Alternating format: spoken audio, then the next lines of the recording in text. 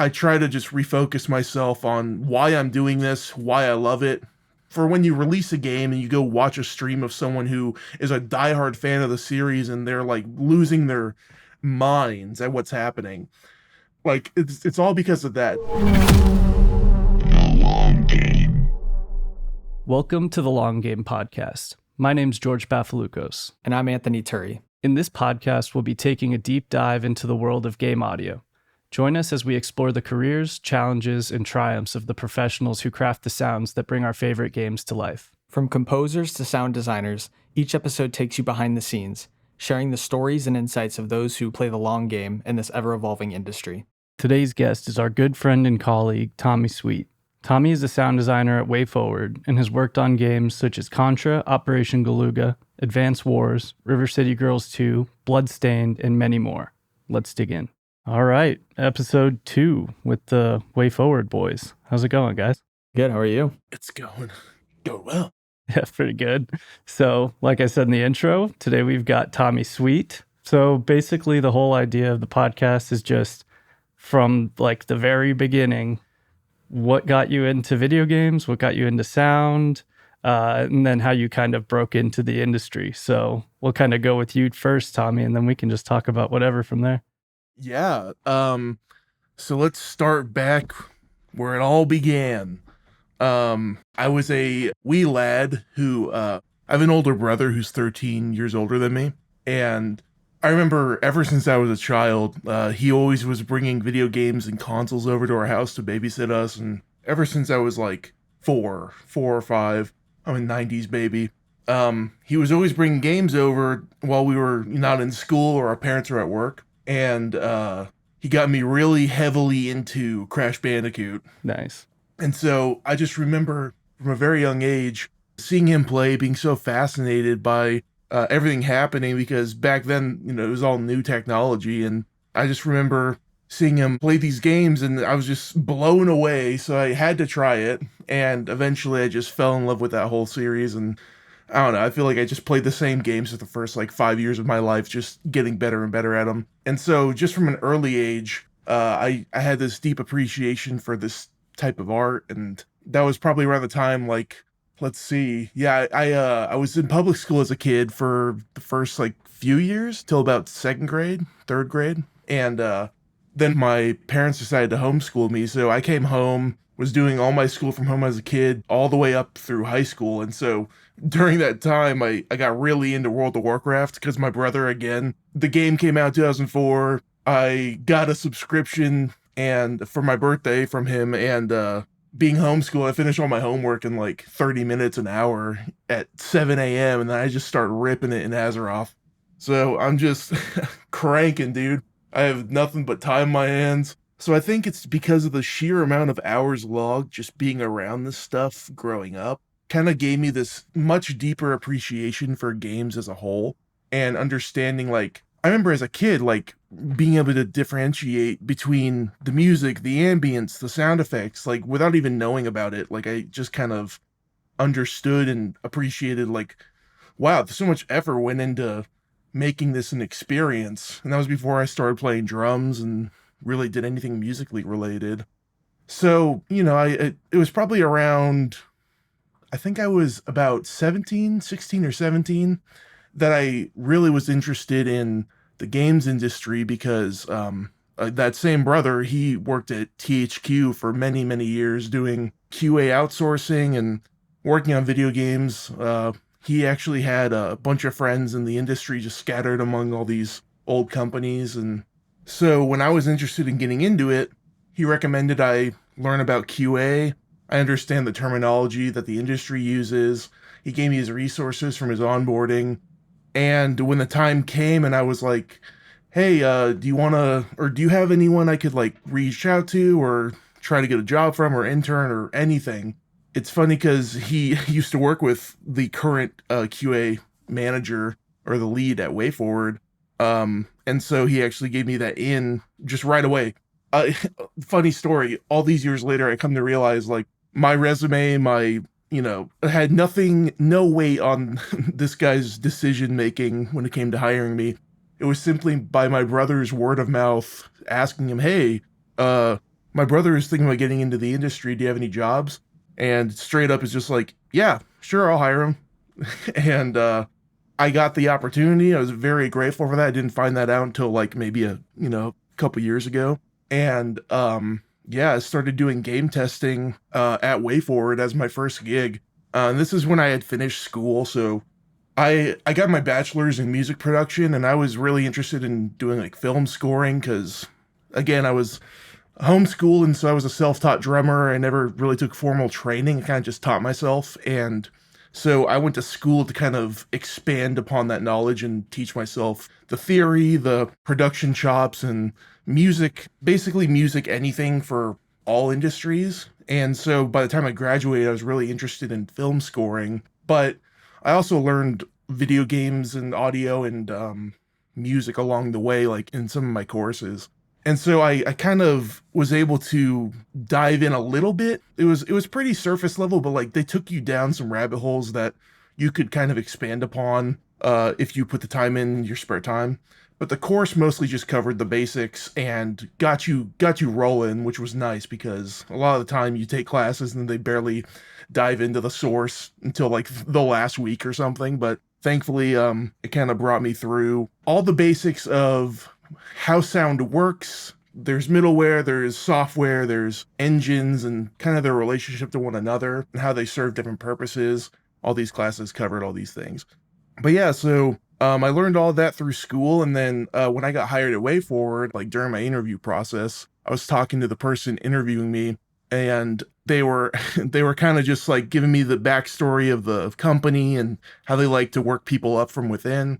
And I told them, yeah, I have a music degree, and I'm always looking to do anything musically related as a career. And if there's any opportunity to expand, I would love to, work my way up. Come to find, WayForward doesn't really do a lot of in-house music. They kind of outsource that or get producers that work with them. So they have a network of producers. But there is an audio team that I wasn't aware of at the time. Fast forward about a year, doing QA for a year, worked on a few games. It was super fun. I loved all my friends and my coworkers and did single player and multiplayer projects over the span of, about 15 months. And then I randomly one day run into an audio team member in the break room, and we just start chopping it up, and come to find we have a bunch of mutual friends. We have a lot in common. We like to play like ultimate frisbee, so a lot of our lunch breaks were just throwing the frisbee in the back of the office. And then we come to find out we have all this stuff in common. And I told him, yeah, I'm like really interested in audio. And so he's then like, oh, well, we're actually looking for people to kind of expand our team right now. You want to come shadow me? Is basically what he said.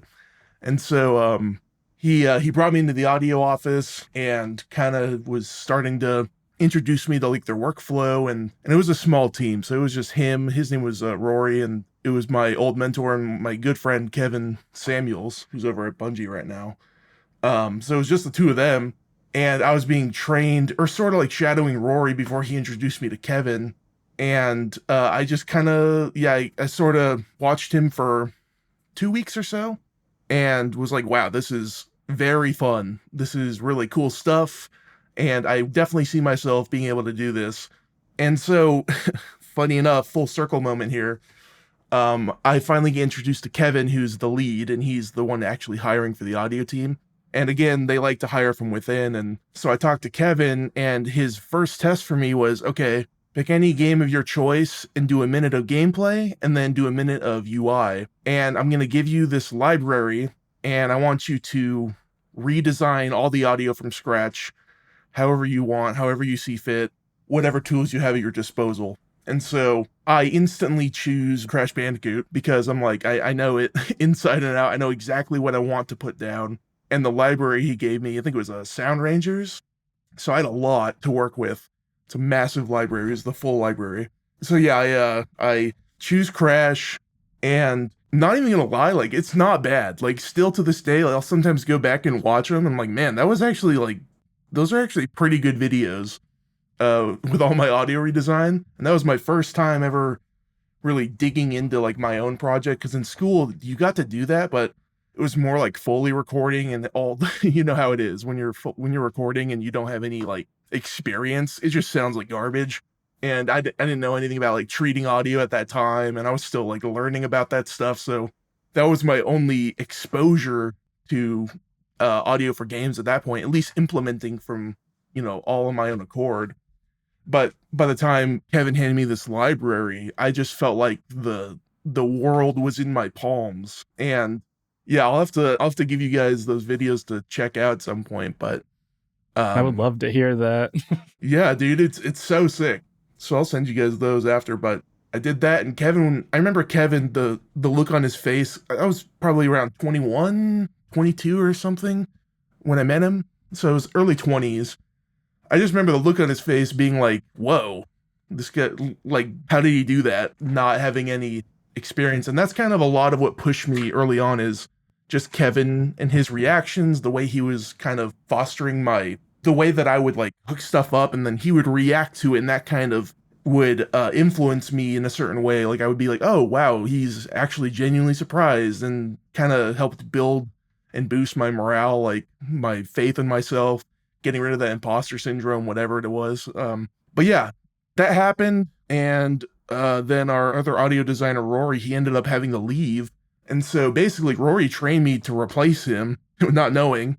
And I replaced him. And then Kevin and I ran that audio department for about 2 years or so before meeting my other teammate. One of my old teammates, Fee Sherman, and my current teammate, Ian Strother. And that was right before, around the time, George, you came on, and then Anthony, you were contracted. So, I mean, we did so many projects in between just me and Kevin being alone, up to the point you got hired, George, and you know how it was coming in and seeing all these projects kind of unfold on your desk, like.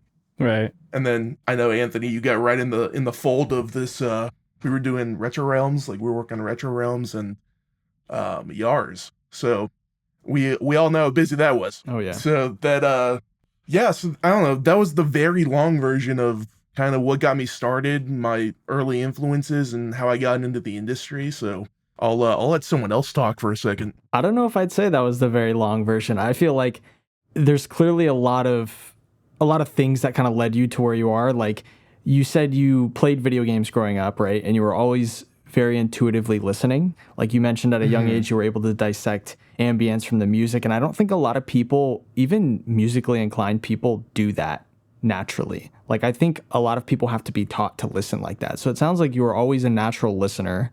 And then you were interested in music, you studied music. And then when you got to WayForward, when you did that initial test with Kevin, it's awesome that he gave you a sound library and everything, but you were still able to wow him with the result of your test, even having, if you want to say, little experience in the sound design realm. How do you think that transitioning from QA into sound design work strengthened your skills as a developer, or maybe inversely? Like, do you think that working in QA informed a lot of your design decisions, or do you think that there's something else at play going on that kind of just impacted how you go about doing your day-to-day work? Yeah, that's actually a really, really cool question, because I try to tell everybody that asks me how I got into this, I tell them game testing, and I always recommend it. Like, I had so much fun testing games, and not only is it fun because of the people you get to work with, like, you're stress testing a game, like, you are purposefully trying to break this thing. And that kind of opened my mind up to like, okay, early on, my understanding of game development is this game is going to be played so drastically different from every user to the next. And so that was one of the concepts that I was taught midway through my training as an audio designer, is that when you're creating sounds, and as you guys know, it's like very important to be mindful of sounds that are going to constantly be playing, like repetitive sounds. And by doing stuff in QA, like before I even met the audio team, like I remember finding an audio bug that crashed the game on one of the first games that I tested for Shantae Hachini Hero. We were doing DLC. And it was because of a certain way a projectile impacted an enemy at just the right angle, and I died at the same time. It caused this massive audio spike to just clip everything. It sounded like it just sounded like your computer was about to explode. And turns out, I think what ended up being the case, I remember asking this later, it happened to be like a max instance sort of deal where it wasn't limited, and because it was triggering a chain reaction, there was an exploding enemy, a chain reaction that when one died, it would explode all the surrounding enemies. And there were like maybe 10, 15 of them. I think there was a CPU overload, and that was, I think, fixed just with a simple adjustment of the stealing settings and the playback. And so I think of stuff like that where, because I was doing this in QA, I'm trying to play the game in ways that like the normal consumer isn't going to, or speedrunners do. Like and I'm a pretty good gamer, so like I try to do stuff fast, and I try to do stuff efficiently. I try to play it like I'm sweating just so hard for no reason. And that was just my play style. And it was good because we had people who weren't as inclined or very casual, didn't even play games in their spare time. We had a pretty diverse group of people. And so for me, being up here in this like sort of higher paced, fast speed type of gameplay, I'm interacting with these things that normally someone wouldn't encounter. It's just because I was playing so fast. I did this thing at some crazy angle, and then that caused this chain reaction. And then, yeah, I think of that every time I think of like, okay, if that happened, I need to make sure I have all my ducks in a row whenever I'm designing for multiple instances of things on screen, especially in side scrollers. And so, yeah, I'm always trying to inform my sound design based off of like, if I were playing the game. And it honestly is every day of my life that I'm working this job as an audio designer. I think like in the context of this person sitting on their couch and playing casually or playing fast, like I kind of just have that mindset automatically whenever I open the DAW or start working in middleware, whatever it is. Well, Tommy, I just have to say you're being way too humble when you say you're pretty good at games. Because I know very few people out there that are as in tune with video games as you, like not only just understanding them on a mechanical level, but I mean, outside of being a developer, you're also a professional gamer, as notated on your LinkedIn, because I did take a look before this. And you've competed in MLG tournaments for Destiny. You're a Crash Bandicoot master, a veteran of Azeroth. Yes. And you're also the Shack News World Champion. So can you tell us a little bit about when you got into gaming at a professional level and maybe how that's impacted your work as a developer as well? Yeah. So let's start with, I mean, you guys know my backstory with Crash. It's just when I was a kid, I fell in love, played that game my whole life. When the Insane Trilogy came out and the Crash Team Racing Nitro Fueled, I literally cried. So this was more of like my chill game, even though I'm still like sweating. This is my chill game where I always just go back to this. So there's like more casual. WoW, I played WoW, yeah, since release. Anthony, you and I have talked about this plenty. Oh, yeah. But we, playing that since 2004, that was a part of my childhood. And same category, like, I'm pretty good at the game, but it's definitely, I like the leveling, I like the world building, I just like being in the game and doing things. I did some endgame content for WoW, but yeah, Crash and WoW were mostly my, like, casual games in my spare time or whatever. It wasn't until around 2015 or 16, I actually met one of my best friends to this day. I haven't met him in person, but we met in Destiny, and we kicked it off. We were both really good at PvP, and so we grouped up and started running some games. And he was in a clan that did MLG tournaments because they were all really good, and I started doing some like private matches with them and just seeing how we blended. I remember doing I know with my good friend, we did 2 matches together. They're like kind of semi-pro. It was just run by the actual proper MLG website. So we were making brackets. It was officiated by admins on the site. And I remember we had a tournament, let's see, I think it was like a 64 entrant tournament that we made it to the top, I think it was top 5 or top 10. Like, so that happened at least a few times where we made it into top 10 placements. And I think I only did like 5 or 6 tournaments. Super fun. I love being competitive, especially like, I don't know what it is, dude, but when people are watching me play a game, I play 3 times as good. It's crazy. And so that's why I sorely miss it, because I just love the feeling of like playing for a reason, especially when that reason is for people. Like I love just entertaining. I love showing people like, yeah, this is how you can basically play a game, or you can try hard and do this. And I'm like, like whether it be like slide shotgunning around a corner, but my main thing in Destiny was fusion rifle sniping. So I I would map people with these close quarters weapons because I just knew how to control the aim and the recoil.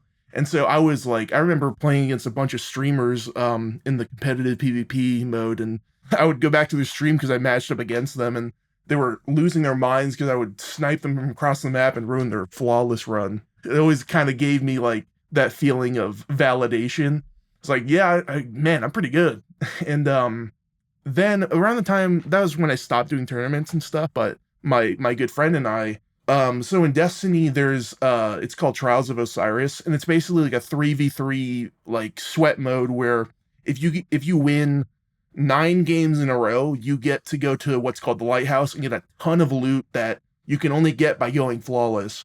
And so my friend and I would help this streamer friend take people there. So we would basically be the Sherpa that takes people to the lighthouse, gets them loot and stuff. But one of the coolest things was because I was good at this game and I was able to be that solo carry. We put on a fundraiser event for one of our friends whose kid had cancer. And so one of the really cool things is like kind of makes me a little like gives me chills when I talk about it, but it's just so cool that video games can be an outlet for kids going through a hard time. Like we can do this stream and raise money to put towards their treatments and stuff. And I just thought like, man, in that moment, it was like, there's no ceiling to video games. Like it's exactly what you make of it. It can go as far as you want. It's so humbling too. Like just knowing that I'm just playing this game because I love it. And then on top of that, I'm getting to like raise money for a family who's in dire need of some help. And like, I don't know, it just breaks my mind just knowing like, not only am I helping play this game, but people made this game to make it possible to do that. And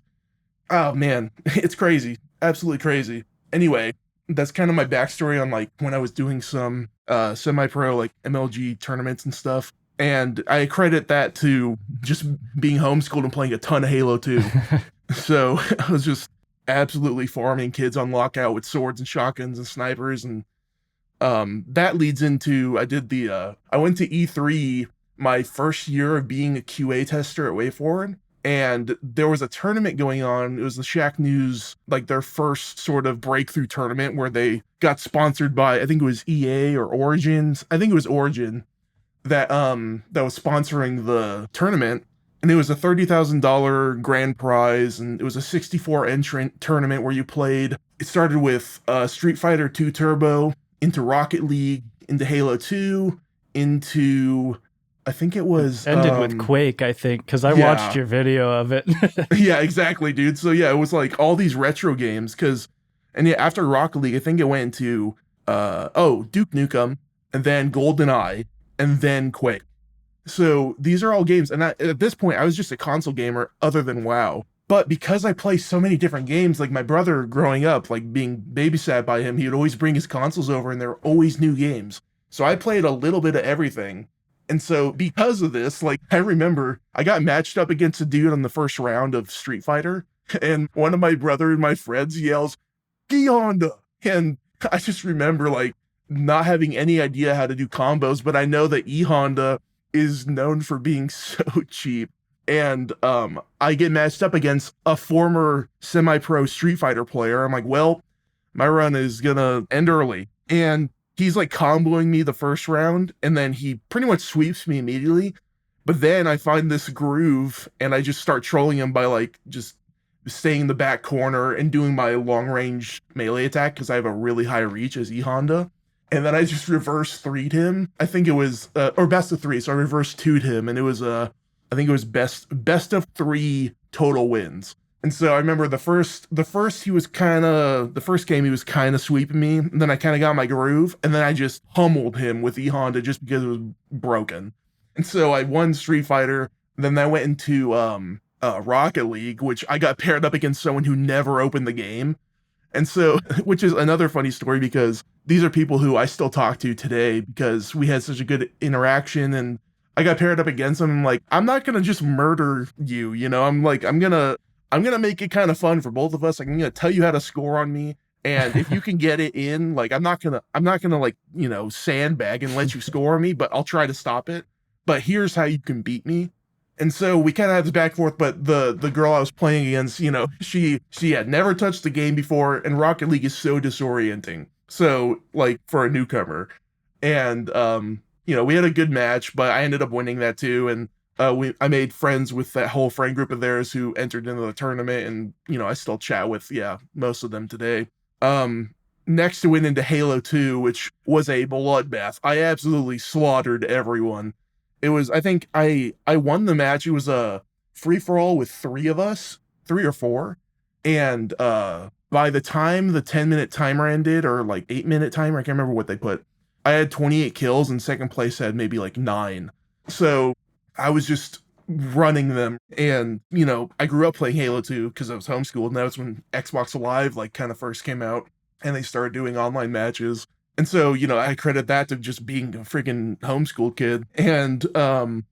And so the only other person that I was really worried about at the time, there was another dude that was actually used to do like pro Halo tournaments. And so I think I was going to be matched up against him at one point. Like we got put into the finals match, and the two of us were the two that won that match and moved on to the next, out of the winners bracket. And then all the losers bracket, like those winners of that then got pushed forward to the lower level of Duke Nukem. And so then Duke Nukem was like, I don't know, 8-player servers, I think. I never touched this game except for like 2 days before. My brother was like, okay, let's choose this map. I'm going to show you all the secrets, because he grew up playing Duke Nukem. And it's so funny because we get there the next day. It's a tournament that spans across 2 days. The second day is when Duke Nukem starts the day. And they choose the map with all the secrets that my brother taught me. It was a movie theater map. And I remember the Shack News commentators being like, this guy's never played this game. He's found these secrets. And like, I break open the projector screen. There's like this rocket launcher that's hidden behind the screen. And I'm like taking shortcuts that people shouldn't know about. And I'm fresh on this, I just learned this stuff like 2 days prior. And they're all losing their minds. And I think I ended up top fragging. I was like either first or second place for Duke Nukem. So I progressed to the next round, which was GoldenEye. And GoldenEye was so stress-inducing because the controls for the N64 are just trolling you. Like, it's so bad. It feels horrible. And not to mention, there's like 30 grand on the line. So I'm just sitting there like at the mercy of these controllers. And there are people who grew up playing the game. I grew up playing PlayStation. Like I played Crash Bandicoot, and like I never really played GoldenEye, but I would occasionally go to like a friend's house and play it. So that was my only real knowledge of GoldenEye, was when I would play at my friend's house as a kid. And so I was just trying to stay out of the line of sight. I was trying to take corners and play smart angles. Ended up getting me to a tie match with another person, an unrelated person than the Halo guy. This person and we kill each other at the same time in the final game, and we both tie for first. And so we just eliminated everybody and then had to do a tiebreaker match. And so they load us into a tiebreaker match, and they give us, I think it's power weapons. And it was the first person to get a kill wins and gets moved on to the final round of the tournament. And at this point, if I had lost, I would have been kicked out. I wouldn't have even placed in the top 3, which is the money prize. So I do this tournament. I remember turning a corner and I knew, okay, I don't have a good gun. I have a pistol. I couldn't find a power weapon in time, but this person has a full auto assault rifle or something. So I remember specifically taking on that corner, baiting them to shoot, and then peeking again, backing up to get them to waste their whole mag. And as soon as I hear them finish their mag, I turn the corner, fan the hammer of my pistol, and get a headshot, and I happen to win. And I'm not very celebratory. Like I'm very like modest and kind of well kept whenever I like win something. I don't like gloating or like cheering or whatever. I kind of just let it happen. And so they're like, no way, what just happened? Is that Moose? Is that Moose?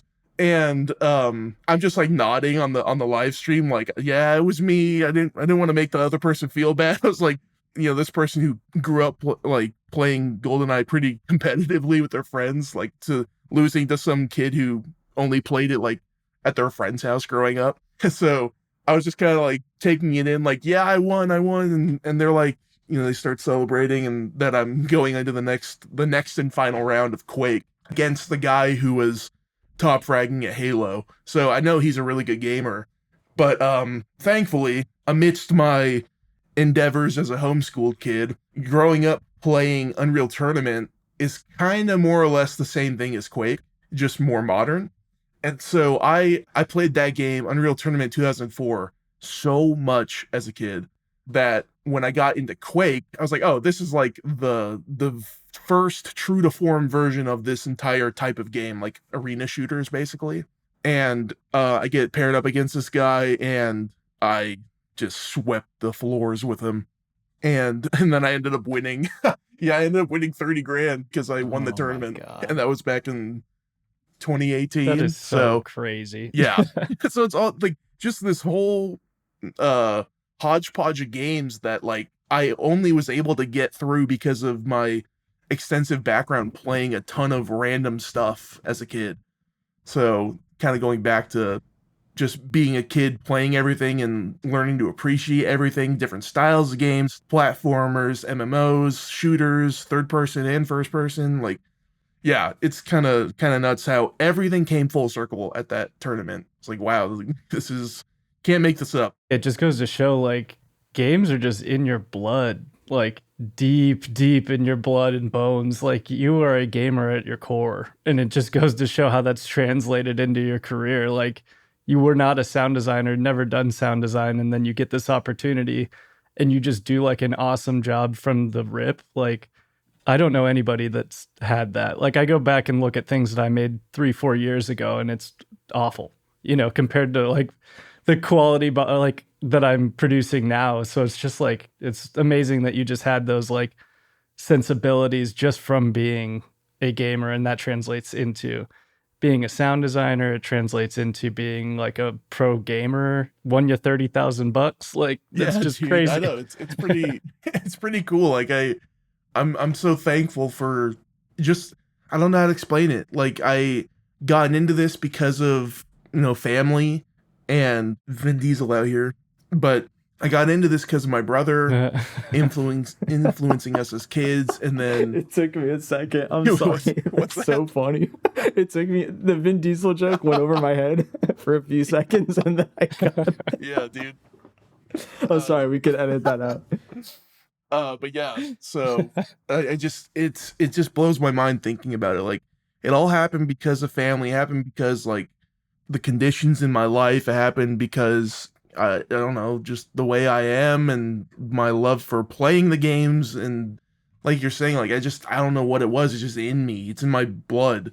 And I've always felt that way. And that's why I've had such a deep appreciation for games in general. So, and you guys know, like, this industry is not always like roses. Like, there's some stressful times, especially as audio designers, where, you know, we're down to the wire, and there's a lot of reasons to be mad at circumstances, and our job in particular being at the last hour. But like, it just brings me back to, you know, I try to just refocus myself on why I'm doing this, why I love it. For when you release a game and you go watch a stream of someone who is a diehard fan of the series and they're like losing their minds at what's happening, it's all because of that. It's like, because I'm able to do these things like the MLG tournaments in Destiny, and that led me to doing a charity event, that led me to doing a tournament at E3, and I won 30 grand just because of playing a game. And that like was while I was still a QA tester at WayForward, and then doing QA taught me all these like crazy invaluable lessons about just game development, leading into being an audio designer.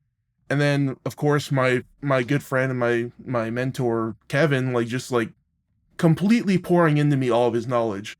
So like, it's just it's a culmination of just surrounding yourself with people who want to see you succeed, and capitalizing on the abilities you know you have, and just being like aware of what's happening around you. Like, awareness is so important. Like, I even credit a lot of my successes today to my teammates, like like, you know, George and Anthony, especially you guys. Like, but you know, all my teammates surrounding me, it's like we're just making each other better because we all have the same passion and we have the same goal in mind, which is to make stuff sound badass. And that's just because you want the experience to be sick. So yeah, I could talk about it forever. It's just so mind-blowing. I love it. I wish I had you on my team for trials back in Destiny 1, because me and my friends, we couldn't go flawless all through Destiny 1. We had to wait till Destiny 2 when they made it a little bit more Dang. forgiving. Let's go. But yeah, man, I mean, like, even from a gaming perspective, from like a life perspective, and even with sound design, you're kind of what comes to mind for me when I think of a Swiss Army knife. Like, you're not just a generalist when it comes to sound design. I think a lot of times people use it as kind of like a pejorative, like you're not great at any particular thing, but I don't think that's the case at all. Like, I think you prove that you can be a generalist that specializes in a lot of different aspects, right? Like, not only are you a great gamer, not only do you have a lot of experience across a lot of different games, but even with sound design, you've done composition work, you've done voice acting, you've done music implementation, you've done sound design and implementation. So with all of that experience, I think it makes you an asset at a place like WayForward. And, you know, WayForward's a place that juggles a lot of projects simultaneously, and you often have to kind of like bounce around between different sound palettes and art direction. So I'm curious, have you developed any tips and tricks over the years that have made pivoting between projects easier for you? Kind of yes and no. Yes, meaning like obviously I have to reassess and get myself in the correct headspace. And with how many projects that come through WayForward's doors, like it can be hard. It's honestly, it can be really draining to be like, okay, how am I supposed to reorient myself in a way to get in the right headspace and meet the needs of this project? Thankfully, why I say yes and no is yes, because I'm kind of forced to do it, and no, because WayForward is a style like that we kind of established over the last 5 years. So I don't have to prepare as hard because I know that I'm just trying to make it sound like WayForward. So that's mostly in like my plugins, the treatment of my audio, the layers that I add. Like it used to be really white noise heavy earlier on, but then as we've been getting larger scope projects, it kind of has been stretching out into something more like ambiguous and up to our interpretation, especially with like games like we were discussing before, like Retro Realms or Yars. These games that are either anime or just horror inspired, and you can kind of take these same WayForward elements like white noise or I don't know, bit crush sounds, whatever it is, whatever meets the project's needs, and you just kind of, I don't know, find a palette like what I did with for Retro Realms. Like I knew that I wanted all the attacks to sound pretty realistic, pretty gory, but to root it in a WayForward sense, I made sure that I added white noise slashes and whooshes and rise-ins and lead-ins, risers and fade outs and stuff into one of the layers of what I was doing.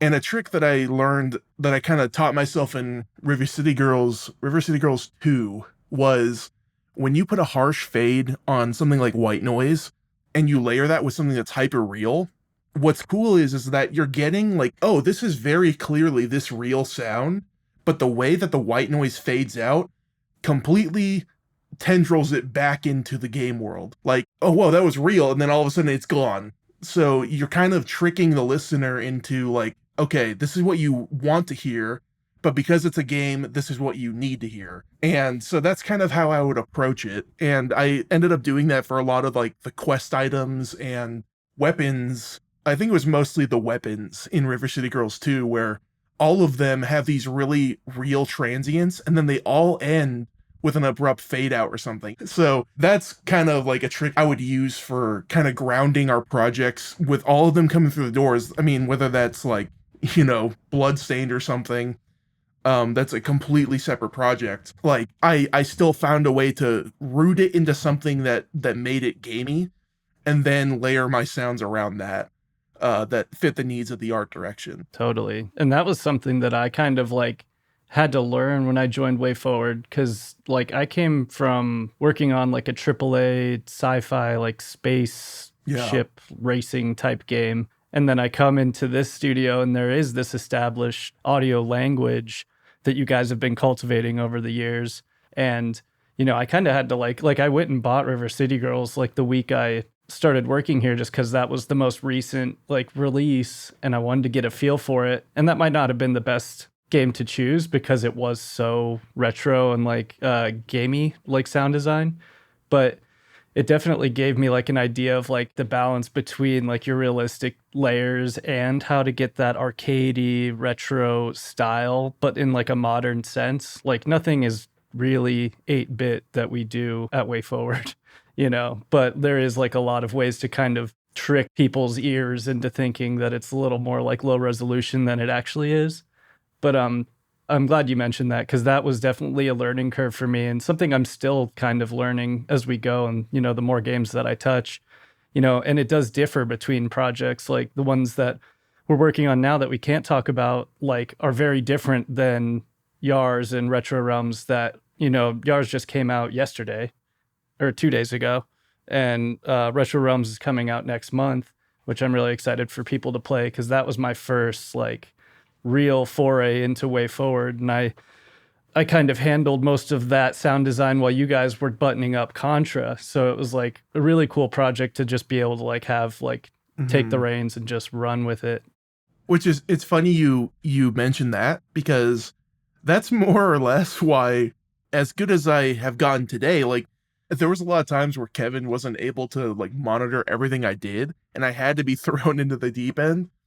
And it's a bummer, but at the same time, like, trial by fire, sometimes when it works out, it's so much more worth it. But that was similar to where my first game that I worked on doing audio was Shantae and the Seven Sirens. And I did like 85% of that game, all the audio in that game.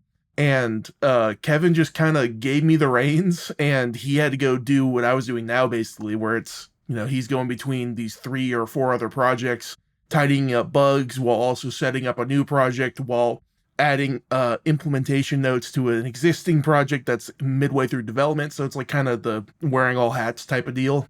And yeah, so he's just kind of delegated Shantae to me for at least like 2 months. And it forced me to improve.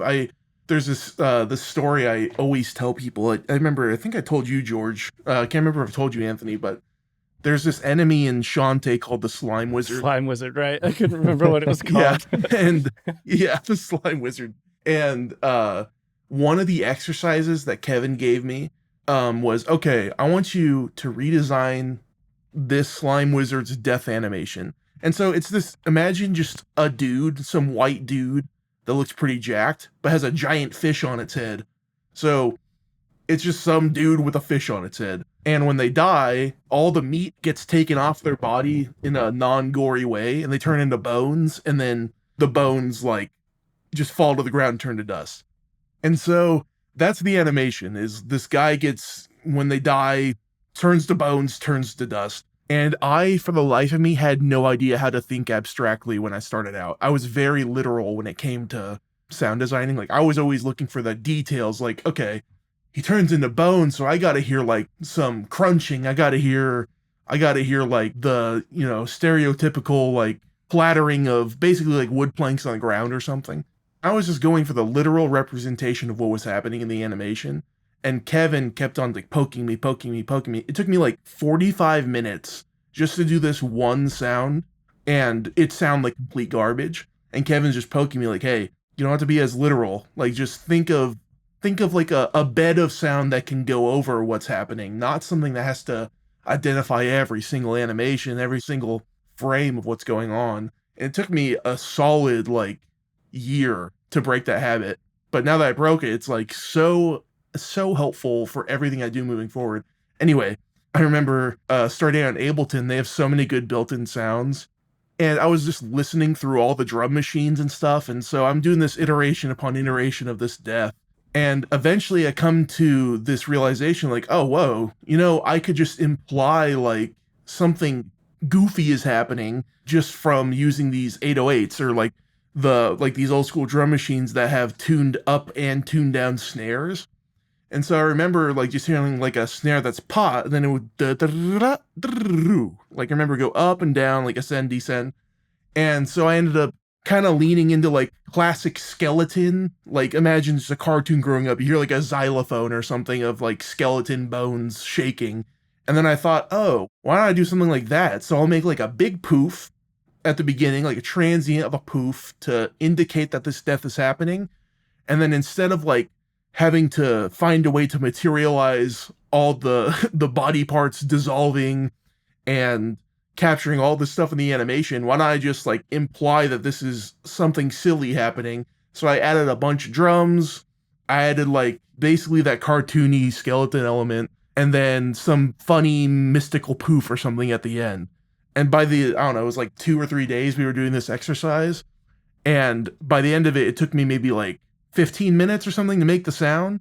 And sorry, I should have mentioned too, he only gave me like, I don't know, 4 total tracks to work with. He said, limit yourself, like less is more kind of deal. And so I just kind of kept all these snare drums on one track, added the poof with like some sort of transient on the other 2 tracks, and then like kind of reused whatever was there and some white noise. And found out like, oh, that's how you make something abstract. It's like, just think outside of the realm you're in. I don't know. It took me a second, because when you're in the thick of it and you're just struggling to pay the bills in a sense, I'm just sitting there like, well, but that's not what's happening, so I really should cover what's happening. And Kevin was just like, no, you don't have to, like, straight up, like, stop and just do something else. Start from scratch, like, just do what you got to do to make this thing like as creative as you can. And like, you have any tool under your belt, like, it's completely up to you. You don't have to limit yourself to what's just happening. And that's when it clicked. I was like, whoa, didn't think of it that way. And then I started just slowly forming better habits. And all that to say, I credit my diversity in audio to the Slime Wizard. That's awesome. I think that's a lesson that a lot of people learn far too late, and it took me a while to learn that. I still feel like I struggle with it because I design very literally. I think like starting out in AAA, especially working on games like FIFA, it's a very hyper-realistic game. What you see is what you get type of thing. So going from EA to WayForward, total 180 graphically, as far as art direction, as far as sound design. And it took me a while to kind of like settle into being a little bit more abstract and not designing so literally. So yeah, I think that takes a while. It's a whole paradigm shift. And you hear it a lot, like in anime, for example, like the classic anime sound design. You'll be like, how the hell did they decide upon that sound, but it works so perfectly? Like, it really is just a totally different vibe that some people are like really good at, and others kind of have to ease their way into learning. Totally agree. Yeah, that took me a long time to kind of wrap my head around, and I still am struggling with that to this day, but I've gotten quite a bit better. And I've told, I think, all of you guys that, like, I do think that doing this kind of like hyper stylized type of sound design has made me just a better sound designer in general. Yeah. Like, I don't know. I mean, I think the proof's in the pudding. Like, with the stuff that I've been making lately, it's just like night and day from when I started at the studio a year ago. And I credit it to doing this really stylized type of sound design. I think it's huge. Yeah, people need to prep their shorts for the reel you're going to be putting out. Bring a fresh pair of undies. Well, thank you very much for that. You guys have been a massive help in, giving me feedback and everything. We kind of touched on that in the first episode, because I was saying how I kind of shot myself in the foot early on trying to break in because I was too precious about like works in progress. Yeah. I'm just like, dude, share your work. Show people it, even if it sucks, because you will get constructive, solid feedback from it, and that will make you better. Don't waste your time trying to be perceived on Twitter like you know what you're doing when you don't. I completely agree. Like, and it's nerve-wracking for sure when, see, the difference being like, I mean, you guys know, I don't even have like a reel made. I have the workings of one, but now I'm like at the point where I maybe just want to start from scratch anyway, and then just work on those as one shots down the road. Right. But the difference is when I was kind of heavily into it, I sent my reels, my works in progress, to my friends who are not game devs and also aren't like super audio inclined, but are very like audio sensitive. People who are video editors and people who do like live sound and people who, do high level production at like film companies, whatever it is. So they have a very like high sense of analysis, but they don't know how to formulate that into a terminology for like an audio designer. And so I kind of use that as my first space of like getting feedback from people who know what they're talking about, but don't know how to put it into words. And so I can get a generalized kind of feeling out of them from what I need to improve on. Like, hey, I wish I heard this footstep more. Or, where's the ambience? Is this supposed to be no ambience or whatever? And so they called that out as just a normal consumer. And I was like, oh, that's actually a pretty solid way to get some like generic advice. And then at the time I was having like a back and forth with Svi and Ian and And then at some point I shared it with you guys, and just hearing your guys' thoughts, knowing like, okay, you guys can give me very specific feedback. So having the two, like having the general feedback, like, okay, overall this needs to have more of a sense of like space and environment. And then you guys saying, hey, add this literal like metal ting dot wave into this frame and then let this pop more. Like you can be so hyper specific that like that's how I think that's where you start getting better. And I remember George, with the stuff you've been sharing recently, and dude, Anthony, both of your guys' stuff you guys have been working on, like just hearing all of those minute details and like any sort of feedback being addressed, it's just, I don't know, I feel like you're kind of pleasing my ear as a sound designer, but you're also making this general sort of experience better for people who are viewing it. And so yeah, your guys' stuff you've been putting out recently, like I feel that so heavily. Like anytime you guys ask for feedback and you iterated on it, it's just all been sounding so crispy and so clean. It makes a huge difference, dude, honestly. And thank you guys for taking the time to lend your ears and your expertise to help me kind of dial this stuff in, because yeah, I'm learning a ton through the process. Always, dude. I will always lend an ear. I appreciate it, man. But yeah, we're coming up on an hour, and I just wanted to mention one more thing, because I think this is pretty unique to your story. And it's like, I know a lot of people say start with QA and then you can kind of get to know people in the studio. They hire internally a lot, and that's more common, but it's not very common that you get to really have a mentor where you are really learning sound design on the job. And I just think that's like such an amazing opportunity. And I wish there was more of that in the industry, because it'll show really fast if somebody has those sensibilities and has that inclination to succeed as a sound designer pretty quickly. If you don't have the ear for it and you're just learning, I don't know that many people could pull that off. But the fact that you had that opportunity and you had Kevin who was willing to take the time to, like you said, foster that creativity and kind of teach you more like the sensibilities of sound design rather than the technique. I just think that's the coolest thing ever. I think that's really uncommon. I think that's just what's so cool about this industry is, like I said in the first episode at the end, I don't think any of these stories or anybody that we talk to is going to have the same story. There's not going to be two of the same ways somebody broke in, and yours is particularly unique. Yeah, dude. It's cool hearing that, because I mean, it makes me pretty emotional just thinking about how it all started, because I absolutely adore and love Kevin. Like, he has put so much effort into me starting out. Like, he's one of my closest friends now. Like, I'm so grateful for the role he has in my life. He's like a big brother, and he's so good at what he does. And he spent years just putting time into my process, and like I don't even know how I could ever repay that. Like, it's something so selfless, and it did way more than just make me a good sound designer. Like, it's informed me as a person, like how to treat others. And like you said, I wish there was more room for opportunity for that to happen. Like, I would love nothing more than to be able to take somebody who's really trying to like break in and like give them the opportunity to like, hey, here's a bunch of random stuff we're working on, and like what interests you and how can we make this work for you.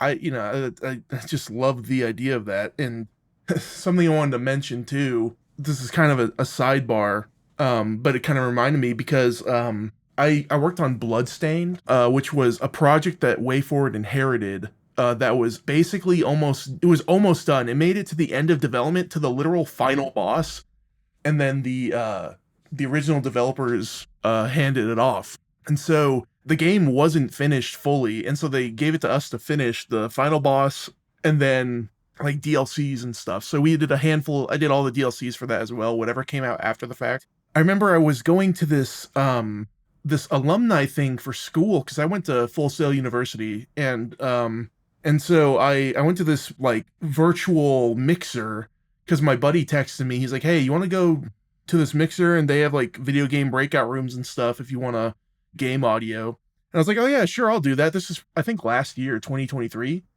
At this point, I've been doing audio in games for 3 years or something, 4 years.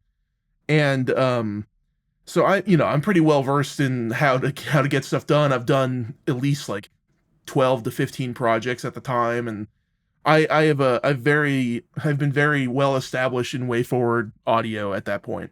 And so I go into this breakout session, and it's a audio room led by Mark Kilborn, and I was like, whoa, what, Mark? Like, this guy that we would be doing our Friday power hours at WayForward, like just doing our redesign challenges, and we would use Mark Kilborn as like a staple for how to do like gun design and how to learn how to do things. And I was like, what the heck? This is so sick that Mark is here. I didn't know he went to Full Sail. And I joined the breakout room. And then as I joined, it's led by Mark, but also has Tom Todia and Chris Kokonos like co-leading with him. I was like, what the heck? This is crazy. Like, these people are like massive to me. And anyway, they're talking for like 10, 15 minutes. A question pops up and someone asks what I do, because it's basically a whole ton of students who are either freshly graduated or are about to graduate, then an alumni, like everyone who has graduated, like who's either leading the breakouts or people who have graduated and are still in the industry. So it's like me and a bunch of students and a bunch of people looking to get into the industry. And they ask me what I do. I'm like, oh yeah, I'm an audio designer over at WayForward. And in the middle of describing what I was saying, Mark cuts me off and he's like, whoa, wait, what? You do audio at WayForward? And I was like stunned. I was taken aback. I was like, what the heck? He like knows what I do.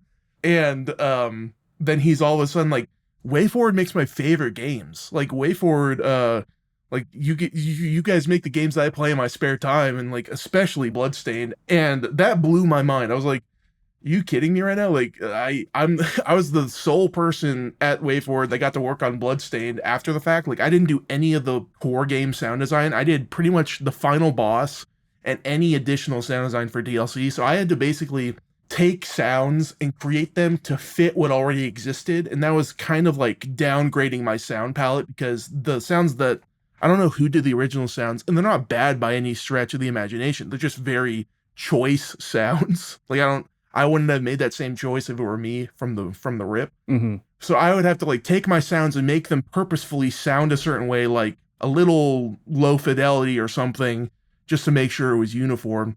So in my head, I'm thinking Bloodstained, oh, this thing that nobody like gives a hoot about or doesn't even give a second thought when it comes to audio or whatever. Turns out Mark Kilborn is like super into it, and that I got to work on like that and River City Girls and stuff. Like his kid is super into River City Girls, and he's like, hey, you want to like, you know, you should be up here helping us run this thing. And it was just kind of cool, like that this guy that I looked up to, he's like, oh yeah, hey, come here, peer, and is explaining his entire workflow. And it's like, oh, this is stuff I do every day. Like, it's kind of crazy how the imposter syndrome just makes you think like you're not worthy of, like, I don't know, being in the same space as other people. But then you realize after time, like that's something that Kevin instilled into me, is like after time, like you don't realize how much you've learned, and just especially with how many projects go through WayForward, how much you're having to practice your chops, and then over time just turns you into this, like how you said earlier, Swiss Army knife. Like I didn't realize that until later on. Yeah. That, you know, I guess I've been doing this a while and have been around the block, so I don't know. Sorry, all that tangent to just kind of say what I was feeling about how Kevin taught me these things, and then that led me to doing Bloodstained, and then like it led me to interacting with peers who I didn't know, like people I look up to who I didn't know were alumni at my same school. I was like, oh, whoa, that's awesome.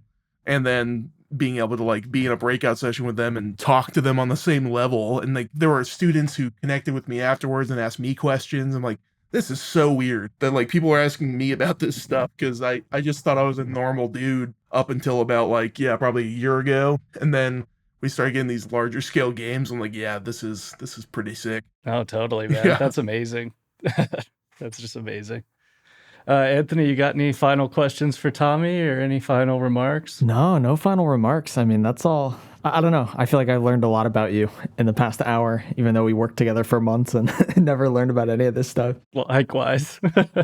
All right, guys. Well, yeah, I think we'll probably tie it up there. But yeah, man, Tommy, thank you so much for taking the time. Like, really excited to just work with you and keep learning from you. And Yeah, dude. Looking forward to what we get up to next. Yeah, seriously, thanks. Yeah, thanks so much, guys, for having me. I appreciate you letting me bark for an hour. Our pleasure. Anytime, man. Anytime. I'll talk to you guys next time. Bye-bye.